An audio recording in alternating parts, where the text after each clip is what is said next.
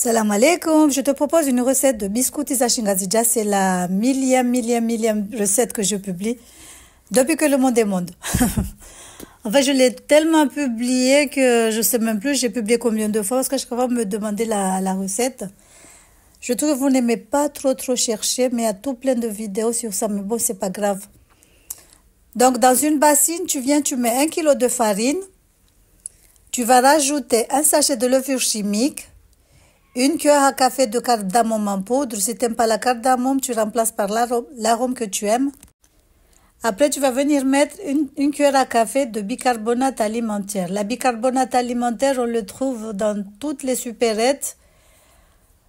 Ça se trouve là où il y a le sel et tout ce qui va avec. N'allez pas à la pharmacie, c'est pas la même chose en fait. Parce qu'il y a quelqu'un qui m'a dit qu'elle achetait à la pharmacie. Tu n'achètes pas à la pharmacie. Vaut mieux l'acheter dans les supérettes ou dans les centres commerciaux, dans les grandes surfaces. Donc, dans une autre bassine, tu mets une boîte de lait concentré sucré. Tu vas prendre la même boîte, tu vas mettre de l'eau. Tu vas bien racler la boîte pour enlever tout le reste du lait qui est resté collé dans les parois. Tu prends la même boîte, tu mets un demi sucre semoule. Après, tu vas mettre du beurre clarifié. Si tu n'aimes pas le beurre clarifié, tu mets la matière grasse que tu aimes. Mais les biscuits, ils sont meilleurs faits avec le beurre clarifié. Après, il faudra bien touiller pour que le lait, le sucre et tout ça soit bien fondu, soit bien lié.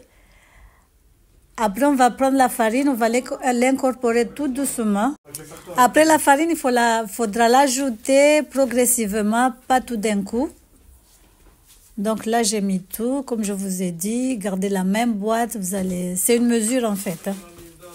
Après, ce qui est bien aussi, vous pouvez couper le beurre clarifié. Vous pouvez remplacer, mettre moitié beurre clarifié, moitié huile. Ça marche aussi. C'est une copine à moi, une malgache, qui m'avait donné les biscuits. Ils étaient vraiment bien moelleux.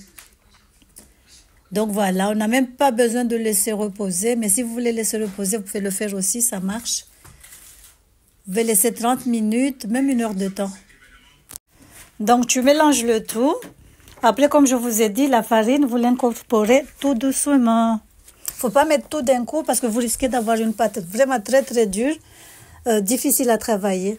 Par contre, si vous rajoutez un tout petit peu à chaque fois, la pâte va être bien molle. Donc voilà, j'ai pris un fouet pour bien mélanger le tout. Donc j'ai changé de bassine parce que l'autre, elle était toute petite. Ça, c'est les bassines, je les ai trouvées au marché à 1 euro. Donc voilà. Je mets la farine dessus, on va venir mélanger un tout petit peu. Et comme je vous ai dit, la pâte n'a pas besoin de temps de repos, mais c'est toujours mieux et encore meilleur si vous le laissez reposer un tout petit peu, 30 minutes, voire même 1 heure de temps. Ça ne change pas grand-chose, mais bon. Voilà. Et j'ai oublié, je ne vous ai pas dit au début, que vous pouvez mettre soit la levure tout court, ou soit la bicarbonate tout court. Sinon, les deux aussi, ça marche. Comme là, je l'ai fait, vous allez voir à la fin que vous aurez des biscuits bien moelleux et voilà.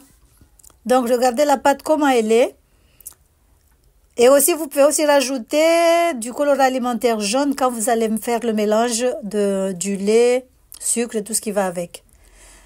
Donc, voilà, on va étaler la pâte. On ne va pas l'étaler assez finement.